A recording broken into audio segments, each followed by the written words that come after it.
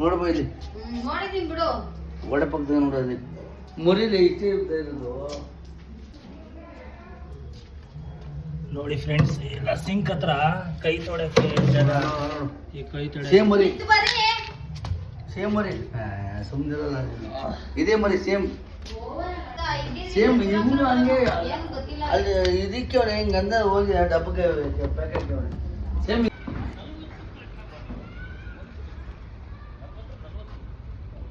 ಡಬ್ಬ ಕೊಡು.